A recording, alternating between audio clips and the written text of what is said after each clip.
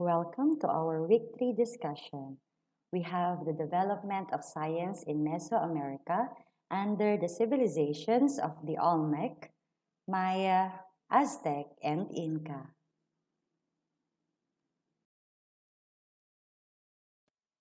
But before we proceed with the discussion under the ancient civilizations, let's define first what is Mesoamerica. Now, Mesoamerica refers to a geographical and cultural area which extends from central Mexico down through Central America. The term Meso means middle, therefore, we have the word Middle America. Here, many important ancient civilizations developed in this area. And when we say civilization, it is a culture that has developed complex systems of government, education, and religion.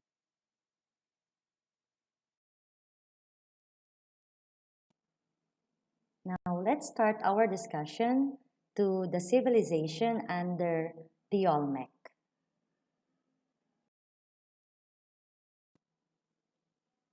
Olmec civilization existed from 13,000 BC to about 400 BC. The Olmec are believed to be the earliest civilization in the Americas, and Olmec people established a civilization in the area we know today as southern Mexico. Let's have the Olmec daily life. The Olmec were very good at farming. The land in this region was very fertile and food was steady. They live in villages near rivers and also they fished for their food. Olmec people also were good at making pottery and weaving. Let's have the Olmec art. We have here the carved large heads from basalt. Basalt is a type of volcanic rock. Now, the reason why the Olmec build this kind of art is still a mystery.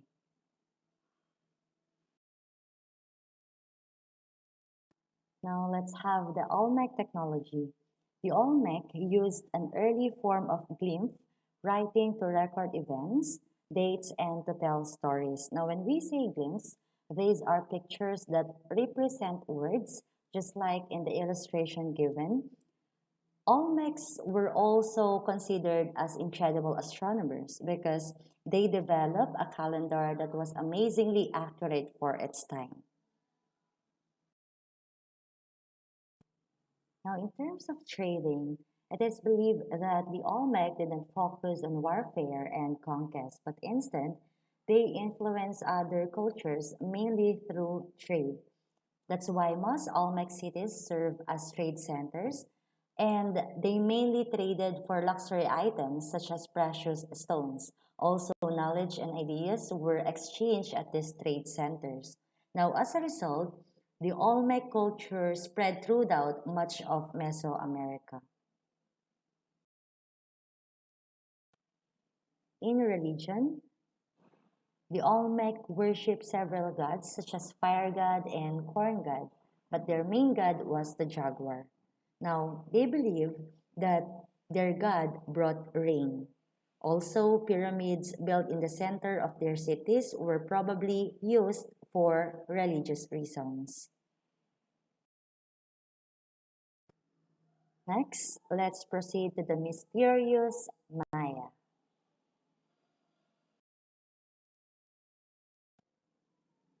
Maya civilization existed about 400 BC to about 900 CE. At its peak, the Maya civilization covered the Yucatan Peninsula and stretched down to the northern parts of El Salvador and Honduras.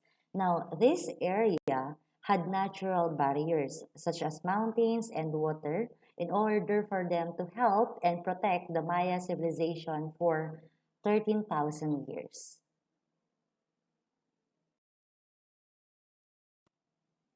Maya in farming. Like the Olmec, the Maya were expert farmers. They grew several crops, but their main source of food was corn. And because they have plenty of food, the Mayan population grew. and some Mayan farming villages grew into great cities. Now, the development of Mayan society was similar to the development of Olmec society. As farming thrived in the Mayan homelands, the Maya were able to grow more food. With more food, the Maya became healthier and their population grew. In time, some Mayan farming villages grew into great cities. Maya cities. Cities were centers of religion and learning. The Maya studied art, mathematics, architecture, medicine, and music. Every Maya city had a palace for its ruler, a marketplace, an open air plaza where people could gather, at least one huge pyramid, a large temple, and one Pocatoc ball court. People came to town to shop, to worship, and to watch ball games.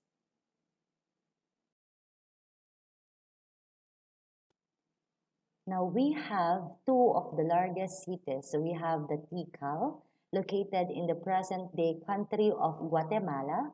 Its population was about 50,000. Second is the Copan, located in the present-day country of Honduras.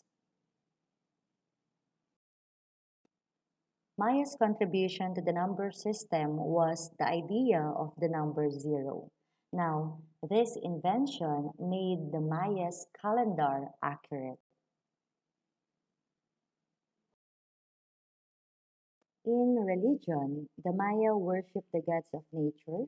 Now, some of their gods were the god of rain, the god of maize, and the god of sun. They believed that without the help of these important gods, there would be no crops and everyone would starve. To get help from the gods, the Maya fasted, prayed, and offered sacrifices. Most sacrifices were animals, but occasionally they did made human sacrifices. Moreover, the Maya believed their priests could talk to the gods. This gave the priests incredible power.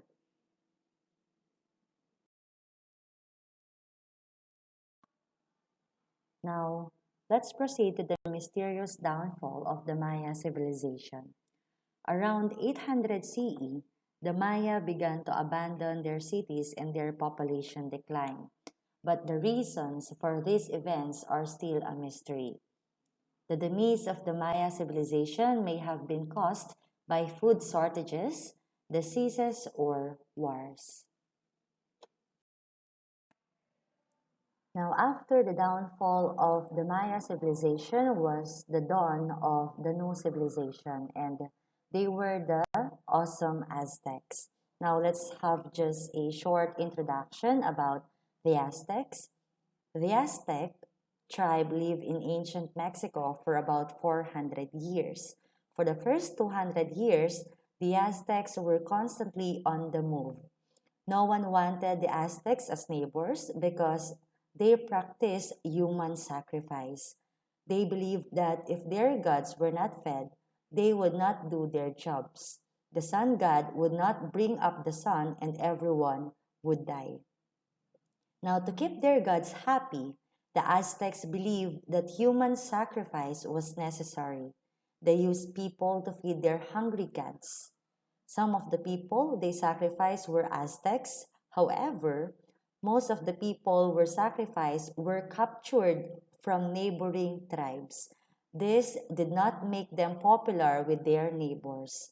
Some or sooner or later, their neighbors would band together to chase the Aztecs away. Aztec Civilization. The Aztec tribe lived in southern Mexico from about 900 CE to 1521.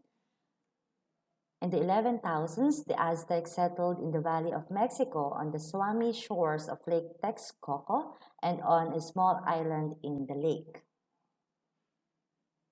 The Aztec named this place Tenochtitlan, and it eventually became the capital of their civilization.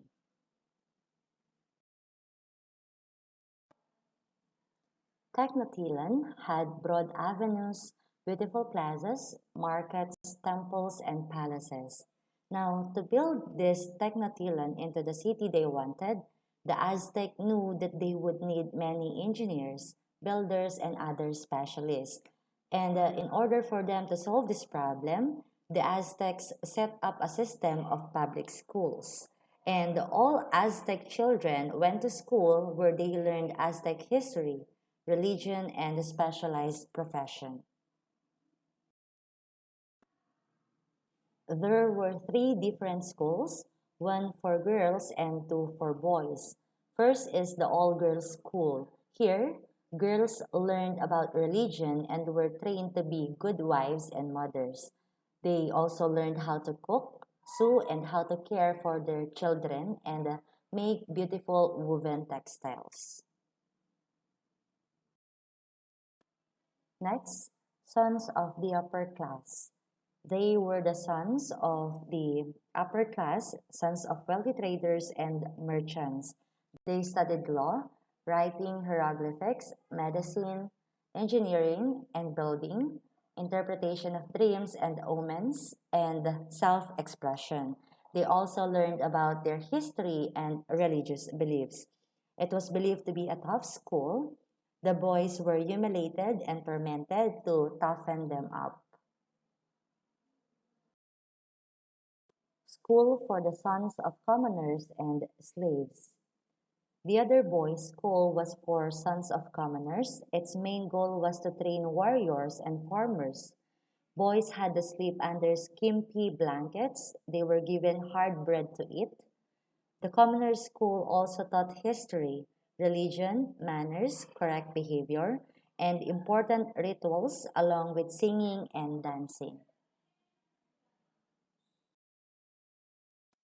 For the specialized professions, Aztec children were trained to be a specialist in some area.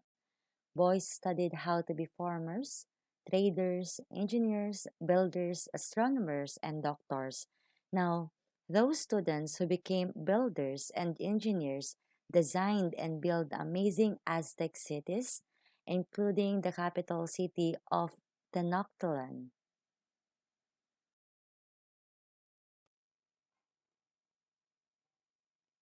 War was an important part of Aztec life. They often used the prisoners they captured as slaves or as human sacrifices to feed their gods. Because, as I have said in the previous slides, Aztecs believed that if their gods were not fed, they would not do their jobs. In 1521, Spanish conquistadors and their Native American partners defeated the Aztec and ended their empire. By this time, Tenochtitlan was destroyed and a new capital, which is commonly known as Mexico City today, was built on top of the ruins of the destroyed city. After the Aztec civilization was the incredible Incas, or known as the children of the sun. Now, who were the Incas? The Incas were a small tribe of South American Indians who lived in the city of Cuzco, high in the Andes Mountains of Peru. Around 14,000 CE, a neighboring tribe attacked the Incas, but the Incas won. This was the beginning of the Inca Empire. In only 100 years, the Inca Empire grew so big that it expanded into what are now the modern countries of Ecuador, Peru, Chile, Bolivia, and Argentina.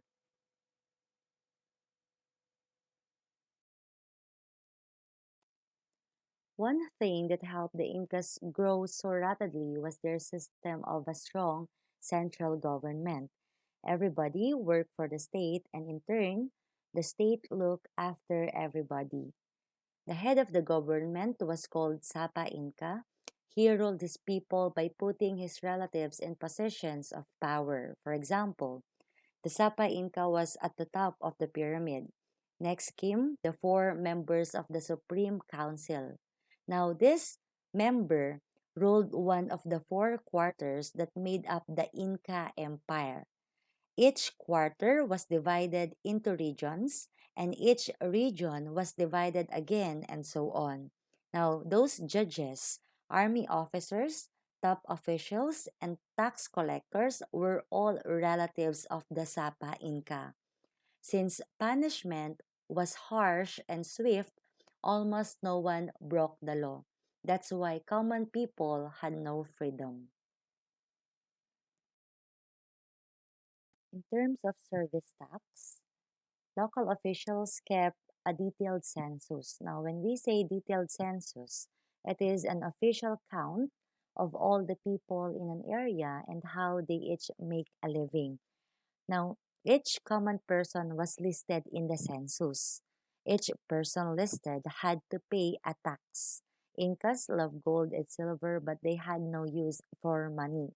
The people paid their tax each year in physical labor, such as serving in the army, working in the mines, or building roads, temples, and palaces.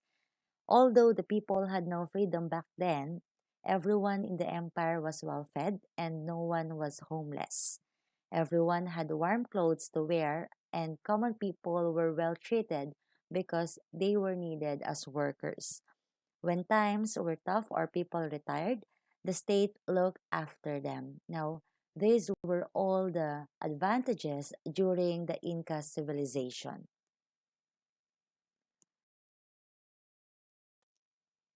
Another thing that helped the Inca Empire grow so rapidly was its geography.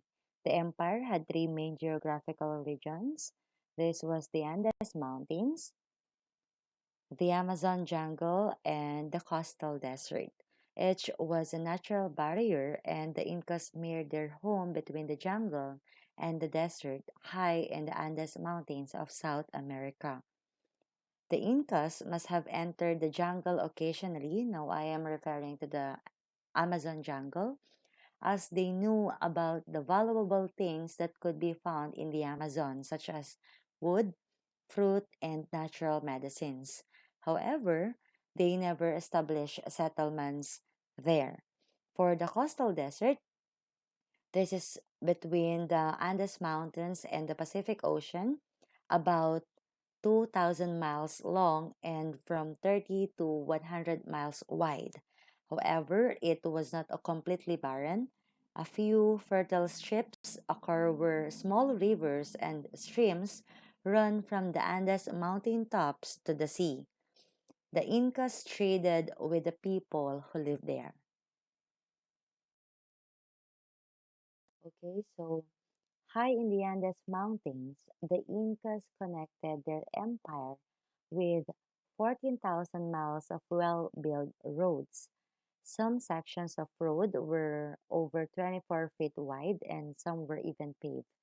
Some roads were so steep that the Incas built stone walls along the edge to prevent people from falling off the cliff. The roads belonged to the government, and no one could travel the roads without special permission. They need first a passport in order for them to take that road. Okay, so we're done discussing about the ancient civilizations under the Olmec, the Maya, the Aztec, and the Inca. Now, let's proceed to the ancient Indian math and science. Ancient India is responsible for the invention of the number symbols from 1 to 9.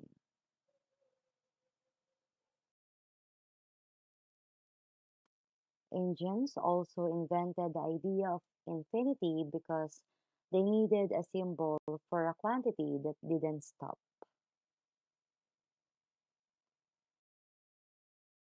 Moreover, they also invented the zero sign and also invented the idea of zero.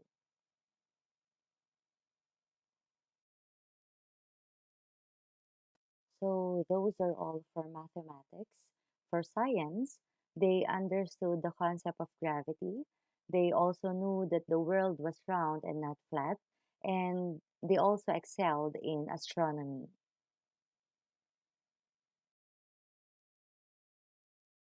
Again, for mathematics, specifically algebra, ancient India was one of the first cultures to actually use algebra. We have Aryabhata, the leading mathematician, who developed algebra and helped make it better.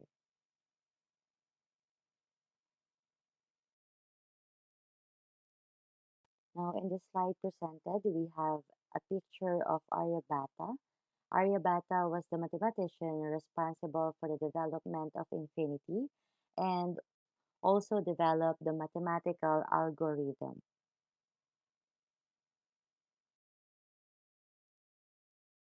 In terms of metal technology, they were also responsible for the invention of the iron plow.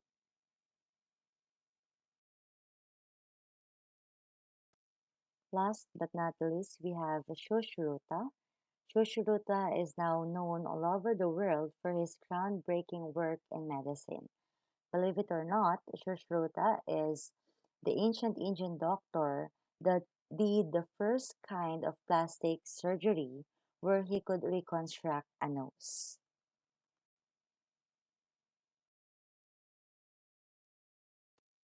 Okay, so this ends our discussion for the week 3. I hope you learned something new for this lesson. Now, thank you for listening and have a good day.